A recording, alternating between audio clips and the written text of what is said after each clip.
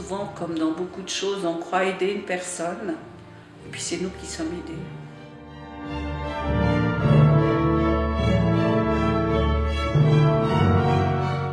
Pour moi, c'était surtout dans les petites choses de la vie où je me rendais compte qu'il y avait beaucoup de gens avec moi. Alors, par exemple, le matin, quand c'était tellement dur de se réveiller, je me disais, non mais Cécile, il y a plein de gens qui ils sont là, donc il faut que tu te lèves et puis que tu fasses ce qu'il y a à vivre aujourd'hui, quoi.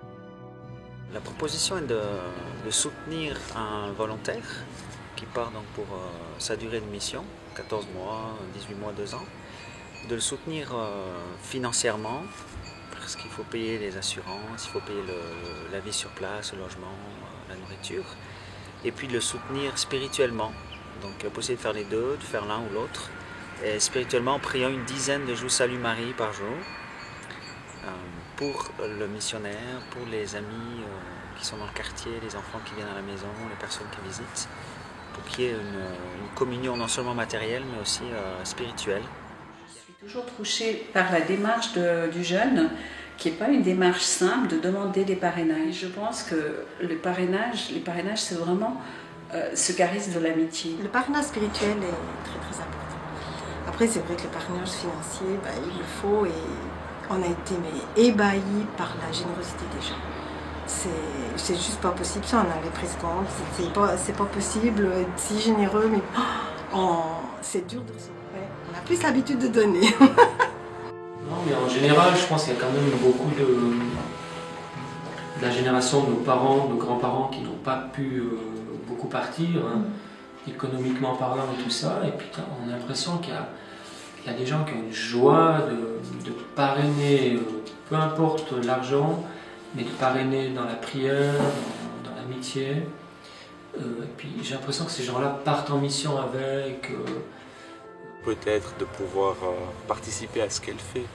Et puis la confier à la prière, ça aussi mettre de l'espoir que ce qu'elle fait va porter du fruit. Bien sûr, c'est surtout par amitié pour elle, et puis voilà, je trouve aussi intéressant le lien que ça crée, le fait qu'on puisse suivre un petit peu ce qui lui arrive, être informé régulièrement de ce qui se passe là-bas, et puis de cette expérience. Ça nous permet de la vivre un petit peu à travers elle. C'est important, et puis presque nécessaire. Ces parrains que je porte dans mon cœur lors de chaque visite, ça me motive vraiment à toujours aller plus loin, de ne pas avoir peur. Parce que oui, la prière, ça aide toujours. Il faut avoir confiance. Et Amy, c'est ma reine, et moi, je suis son parrain de prière. Oui, ça me rapproche d'Amy et de Dieu. On se sent comme des mères spirituelles. Ça, je suis convaincu que dans la communion des saints, il y a quelque chose qui se passe là qu'on ne comprend pas tellement. Ça donne une dimension universelle à la prière et pas uniquement renfermée sur la famille. C'est un moyen d'être moins distraite dans ma prière. Donc, par ces jeunes qui partent, j'ai du concret dans ma vie spirituelle. C'est pas des grandes idées, c'est quelque chose de simple, de vécu, et puis quand c'est simple, c'est souvent le plus décapant et le plus difficile. Pour moi, ça donne aussi un petit peu un sens. Le côté financier, en fait, donne aussi un sens à un peu à notre travail aussi ici, tu vois. C'est un peu une façon de dire, voilà, tiens, on peut partager quelques économies pour aider un jeune à partir, pour aider la mission. Sans s'en rendre compte, la jeune personne qui part avec Point Cœur, elle suscite des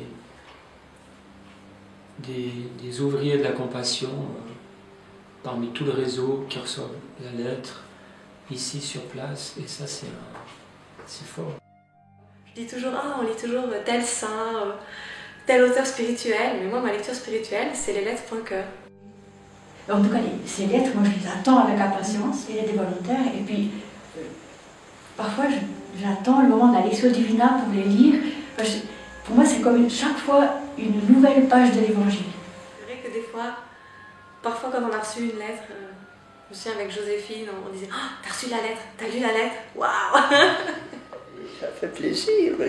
Puis voir comme ils vivaient ces gens qui partent, ça m'a beaucoup touché. Les lettres au paroisse sont souvent très riches d'expériences profondes, et puis ça rappelle ce que j'avais vécu moi. Et puis c'est sûr que c'est une expérience qui nourrit et puis qui donne des racines pour continuer à vivre au quotidien, ici et maintenant. Chaque fois il y avait une perle ou des perles, quelque chose qui me rejoignait, quelque chose qui m'encourageait dans mes combats au quotidien. En lisant cette lettre, on se dit bah voilà, qu'est-ce que j'attends pour faire la même chose ici. Je trouve que c'est bien. C'est le fruit d'une lettre reçue. Ça nous permet aussi certainement de sortir un peu le nez du guidon, parce que c'est vrai qu'on a pour beaucoup des vies assez stressantes et où en gros l'essentiel est passé dans le travail et dans divers engagements. De ne pas toujours partir à l'étranger pour apporter une aide pécuniaire, mais une présence d'amour, il n'y a rien de plus beau, quoi. Ça on peut faire dans notre quotidien tous les jours avec nos propres enfants. Il y a beaucoup de retours des gens qui m'ont dit mais Cécile, c'est magnifique ce que tu as fait. Puis moi je trouve que je suis pas meilleure que les autres, et puis oui, j'ai eu la chance de vivre ça et c'est un énorme cadeau, mais ce qui a été vécu là-bas, on peut tout à fait le transposer ici. Et puis j'espère qu'ils ont peut-être pu se rendre compte que c'est dans la présence et puis dans les petites choses qu'on peut faire de grandes choses. Alors peut-être de pouvoir voir que c'est aussi possible ici de le faire. Du temps, là, moi ça m'impressionne. Le temps qu'il donne à ces gens, à ces jeunes, aux personnes plus âgées, à tout le monde en fait. Et ce temps qui n'est pas compté en fait. Et ça c'est, je pense, une grande chose, puisque ici, dans la vie de tous les jours, on est tout le temps en train de regarder notre montre, courir, stresser.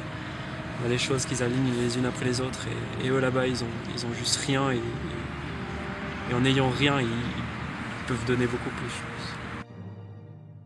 C'est un engagement que j'ai pris à cœur. En fait, je me dis, chaque jour, je prie pour Joséphine, je la connais à peine.